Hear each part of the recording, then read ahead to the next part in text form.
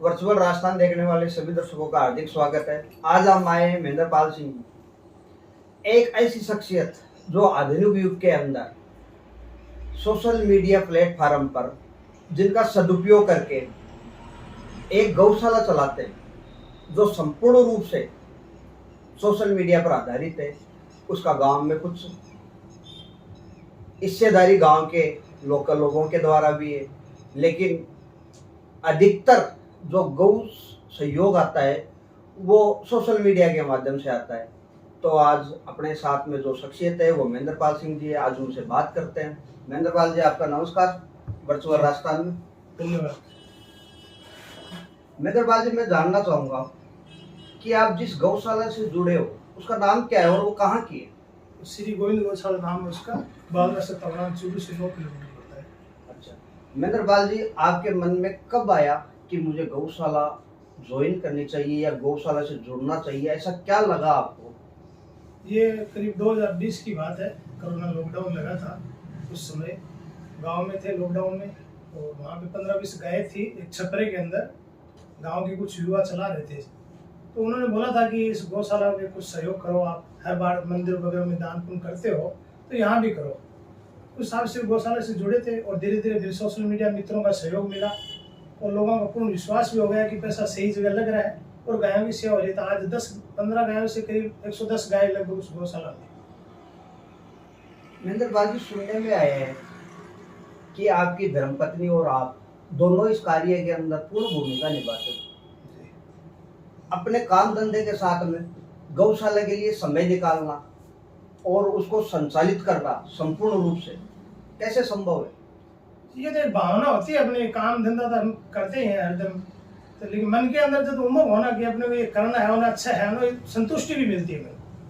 कुछ अच्छा कार्य करने के लिए थोड़ा तो टाइम निकालना ही पड़ेगा अपने को, और ये भावना होती है। बाकी वैसे भाग दौड़ जिंदगी में आज किसी के पास समय नहीं है, लेकिन फिर भी अगर इच्छा है मन के अंदर तो कुछ असंभव भी नहीं है। महेंद्रपाल जी, आपके दिमाग में कब आया कि फेसबुक सोशल मीडिया के द्वारा अपन गौशाला के अंदर आर्थिक सहयोग कर सकते हैं? ये वो कोरोना लॉकडाउन की बात है। जिस टाइम गायें वो भयंकर गर्मी में मर रही थी, तो मैंने सोशल मीडिया पे पोस्ट डाली थी, अपील गई थी मित्रों से कि आप कुछ सहयोग कर सकते हो क्या। तो उस वक्त 2 दिन के अंदर करीब 2.5 से 3 लाख रुपए आया था।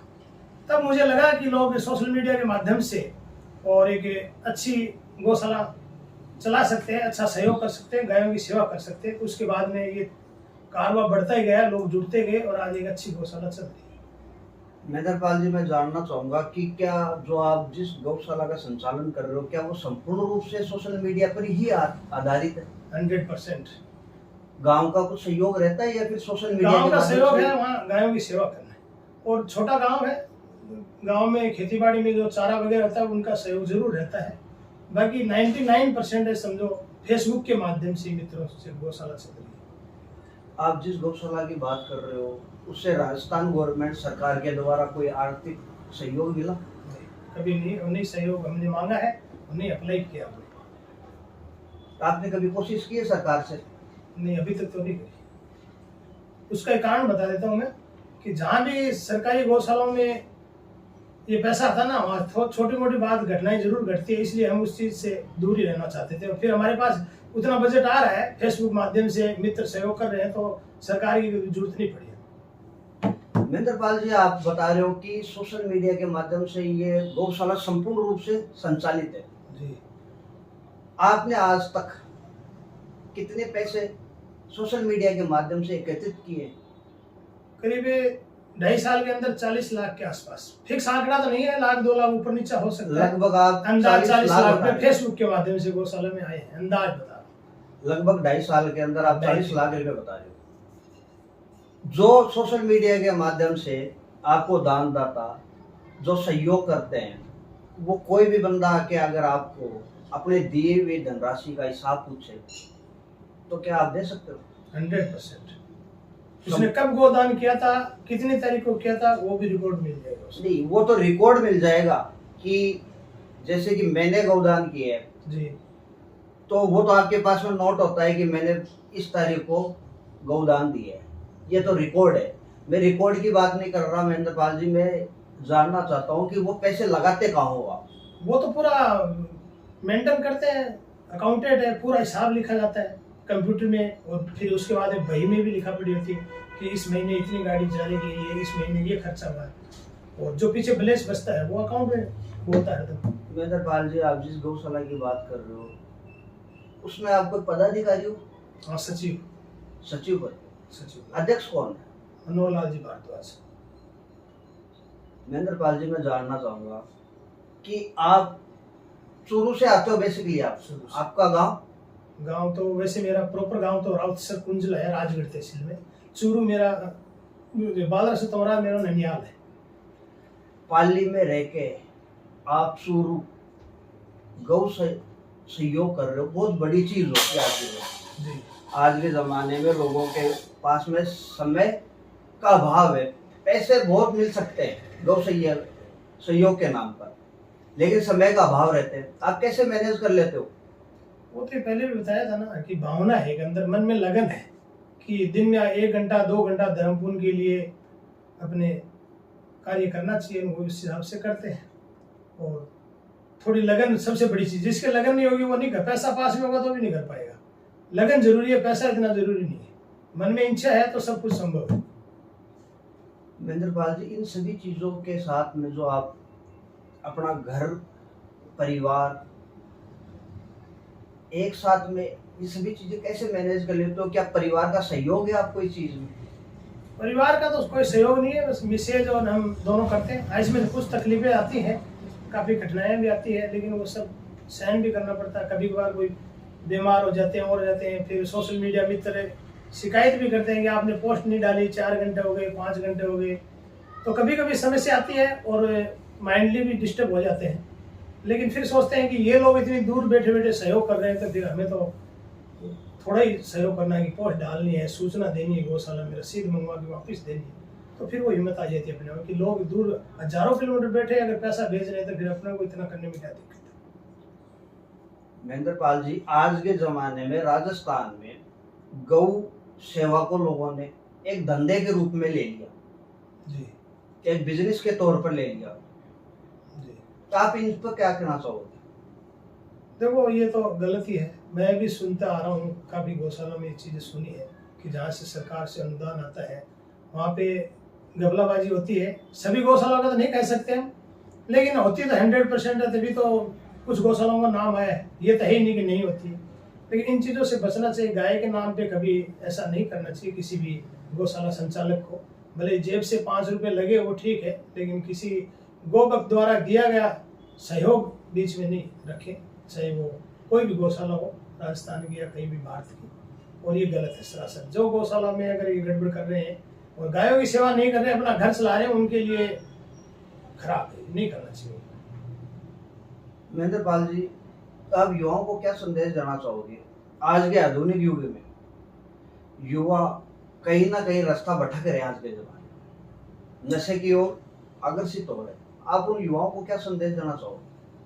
युवाओं का तो संदेश मेरा यही है कि आप काम पे ध्यान दें, नशे की तरफ न जाए, और जो भी कमाते हो उससे अपने परिवार में बहन बेटी, गाय, दान पुण्य, मंदिर थोड़ा बहुत जरूर सहयोग करें। ये अगर भावना रहेगी ना तो उनका काम में भी मन लगेगा। अगर धर्म के प्रति 1% भी मन के अंदर रहेगी तो उनका मन काम में मन लगेगा और वो काम भी करेंगे और अच्छी लाइन भी चलेगी। अगर आप धर्म से हट गए तो फिर नशे में जाओगे और गलत ही कार्य करते जाओगे। धर्म सबसे बड़ी चीज है, अच्छा रास्ता देने के लिए। महेंद्रपाल जी, सुनने में आता है कि आप जिससे आपकी आमदनी होती है उसमें से आप कुछ परसेंट धर्म के नाम पर निकालते हो। बताओगे वो प्रारूप क्या है आपका? किस आधार से निकालते हो? वो सहयोग कहाँ पे करते हो? क्या ओनली गौ सेवा ही करते हो या अन्य जगह भी वो सहयोग के रूप में आप राशि देते हो? ये आपने बहुत अच्छा प्रश्न किया है। मैं सभी युवाओं से कहना चाहूँगा, आप महीने के जितने भी कमाते हो उसका परसेंटेज तय कर दो। आप अपने धर्म के प्रति या अपने इष्ट देवी के प्रति, माता जी, बालाजी, जिनके जो भी मानता हो, ज़्यादा रखता हो, उनके प्रति आप तय कर दो कि मुझे 1% इनको देना है। जैसे मान लो लाख रुपये साल के कमाए तो आप 5,000 रुपये गौ सेवा में, मंदिर में, कहीं भी खर्च करो फिक्स। ये आप तय कर दोगे ना तो आपके कमाई के अंदर दिन रात चौगुनी बढ़ोतरी होगी। इतना मैं लिख के देता हूँ। अगर जिसने तय कर दिया कि इतना परसेंटेज मेरा धर्म में जाएगा ही जाएगा, चाहे वो 1% करे, 2 करे, 3 करे, 5, लेकिन करना जरूरी है। ये कोई करके देखागा तो उसको 12 महीने में रिजल्ट मिल जाएगा कि मेरी कमाई कितनी हो रही है। महेंद्र पाल जी, आपने आज तक कहाँ कहाँ सहयोग किया है अपनी धनराशि? मैंने काफ़ी जगह सहयोग किया है। पुनरास करनी माता जी का मंदिर बना था, वहाँ पे मैंने 31,000 रुपये सहयोग किया था। एक मुंशी गांव में माता जी का मंदिर बना था, वहाँ करीब मैंने 41,000 रुपये सहयोग किया था। और श्री गोविंद गौशाला में अभी एक प्रोग्राम हुआ था जिसमें मैंने 1 लाख रुपये सहयोग किया है। और 11,5100 तो मैंने बहुत सारी जगह किया। सब चीज़ें गिना नहीं सकता या बता नहीं सकता, याद भी नहीं है।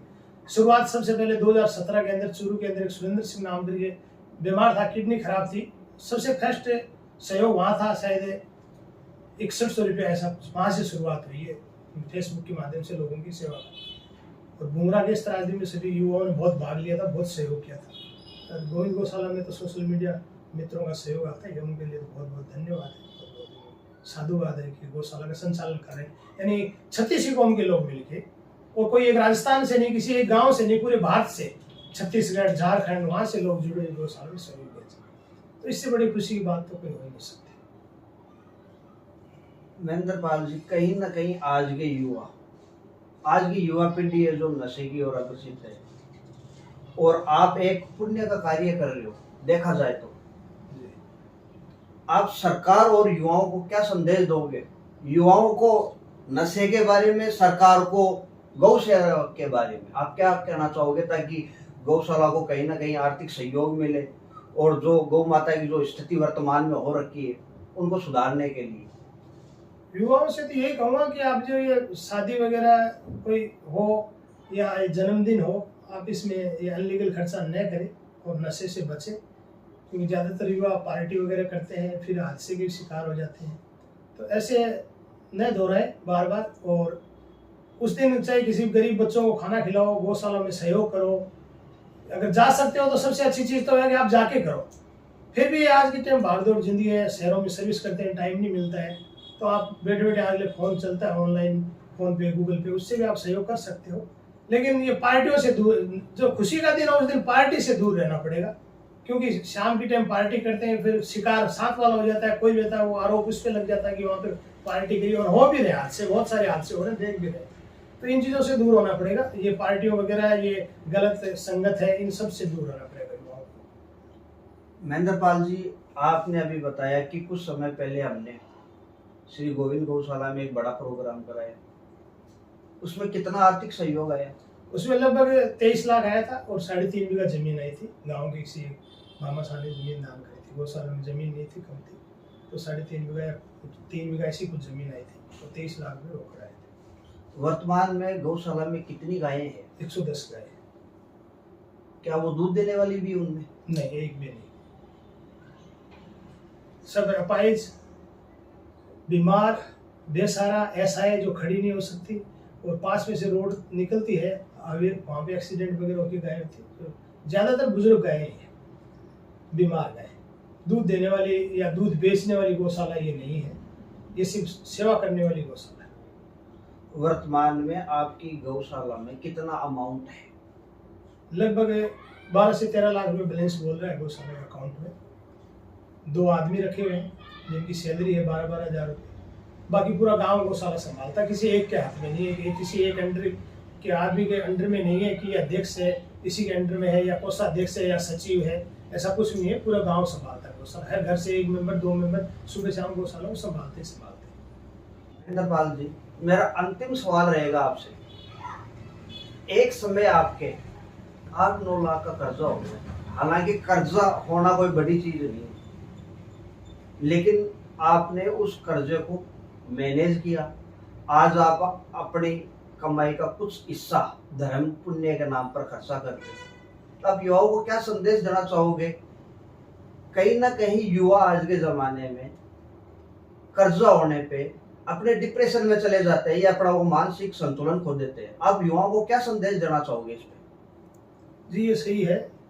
एक समय था ऐसा, 8-9 लाख रुपये कर्जा हो गया था, लेकिन युवाओं से यही कहना चाहूँगा, हताश न हो, मेहनत करें। और मेहनत से हर चीज़ संभव है। जब मैं इस दौर से गुजरा था और कहीं भी कोई रास्ता नहीं दिख रहा था, लेकिन ईश्वर एक रास्ता बंद करता है तो दो खोलता है। मैंने उस टाइम 5 साल मेहनत करी, 2 कंपनियों में काम किया, एक कंपनी में दिन ड्यूटी, एक कंपनी में रात ड्यूटी। ऐसे करीब 4-5 साल में वो पूरा कर्जा उतारा मैंने। तो मेरा युवाओं से ये संदेश है कि आप हिम्मत न हारे, हताश न हो। अगर कर्जा हो गया, कोई गलत संगत में चले गए, तो आप 6-8 महीना, 12 महीना, 2 साल के अंदर आप उस चीज़ को कवर कर सकते हो और एक समाज के बीच में आप खड़े हो सकते हो। ऐसी कोई बात नहीं है कि आप निराश हो जाए और राह भटक जाए और गलत रास्ता चुन ले, ऐसा कभी नहीं करें। ये थे हमारे साथ में महेंद्र पाल सिंह जी। कहीं ना कहीं आज के युवाओं को इनसे बहुत कुछ सीखने को मिल सकता है। एक ऐसी शख्सियत जिसके एक समय 8 से 9 लाख रुपए का कर्जा होता है, वो उन सभी चीज़ों से बाहर निकलते हैं और अपनी कमाई का आज कुछ परसेंट, कुछ हिस्सेदारी धर्म पुण्य के नाम पर लगाते हैं। कहीं ना कहीं आज के युवा जो नशे की ओर अग्रसित है, जो गलत दिशा में जा रहे हैं, उनको बहुत कुछ सीखने को मिल सकते हैं। महेंद्र पाल जी, बहुत बहुत धन्यवाद आपका हमें को समय देने के लिए। वर्चुअल राष्ट्र